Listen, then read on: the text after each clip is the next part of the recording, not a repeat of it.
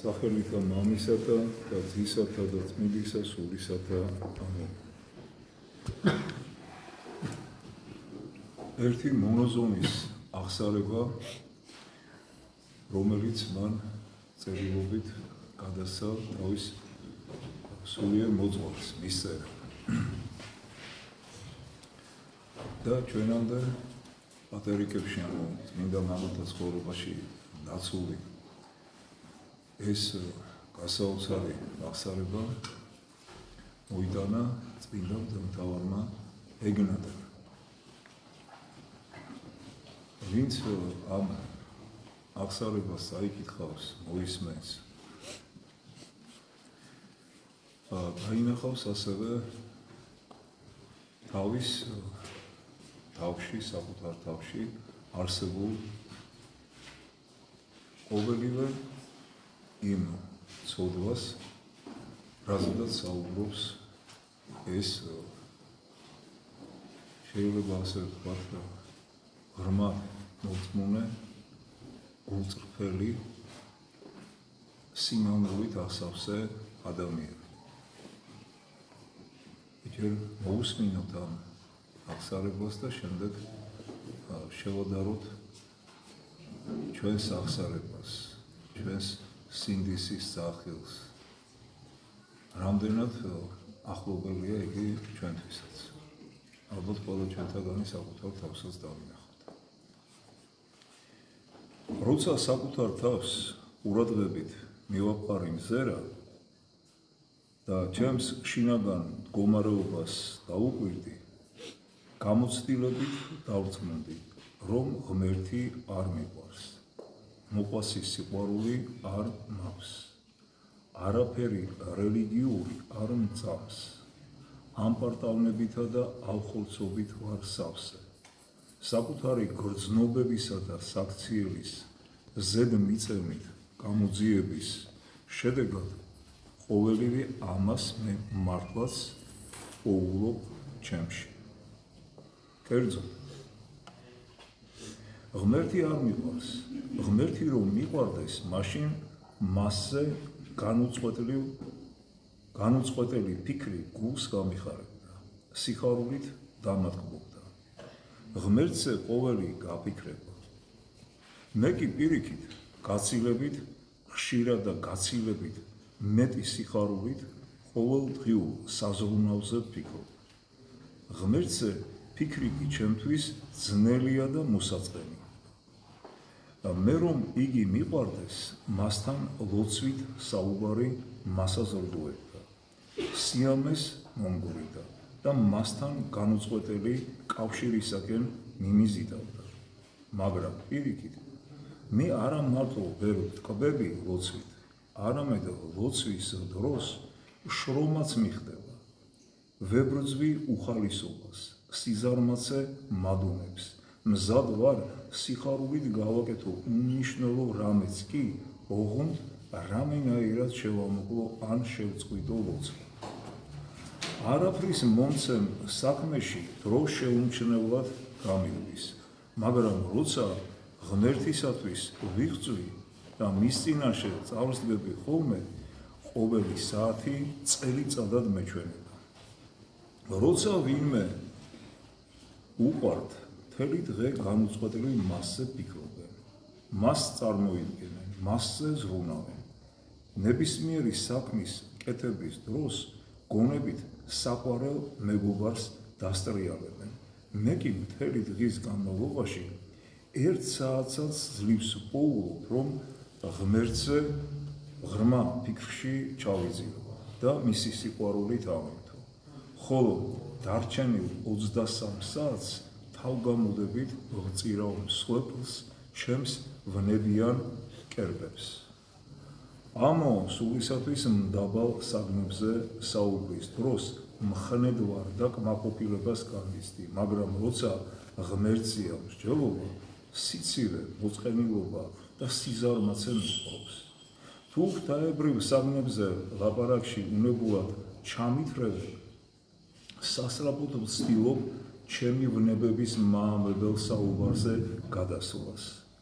დაუცხრომელია ჩემი ცნობის მოყვარეობა ახალი ამბები, სამოქალაქო დადგენილებებისა და პოლიტიკური მოვლენების მიმართ.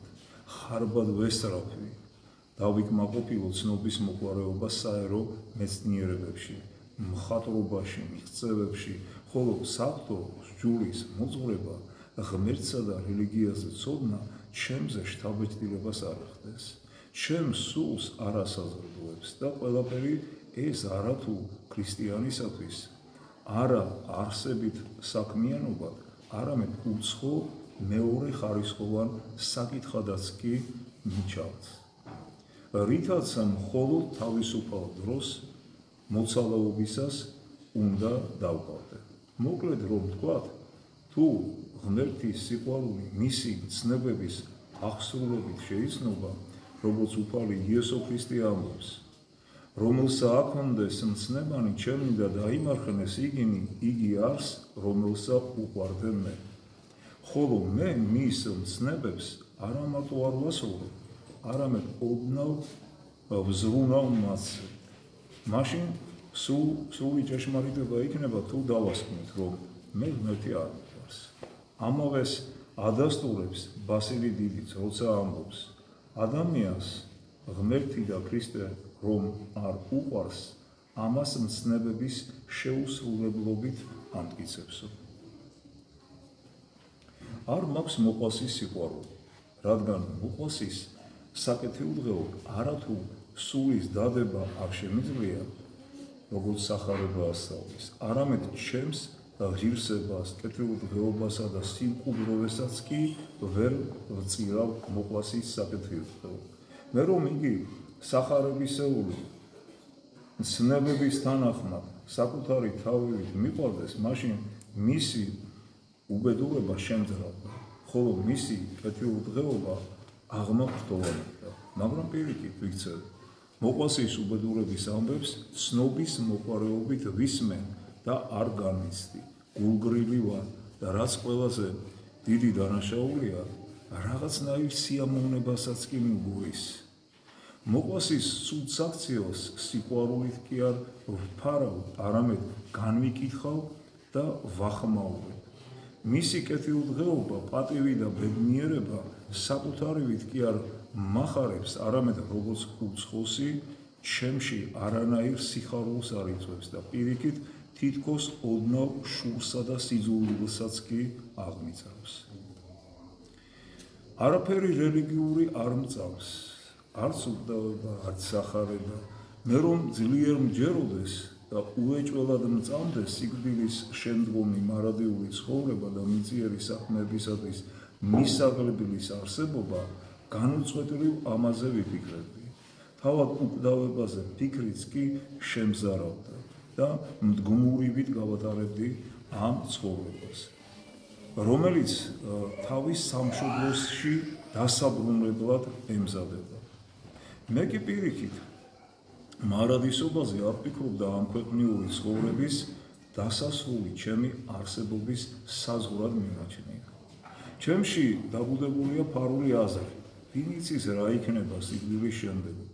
თუმცა ვამბობ, რომ უკვდავება მწამს, ამას მხოლოდ გონებით ვამბობ, გულით კი შორს ვარ მისი მტკიცერწმენისაგან, რასაც ცხადად ადასტურებს კიდე ჩემი საქციელი და განუწყვეტელი ზრუნვა ამ ქვეყნიური ცხოვრების კეთილმოწყობისათვის.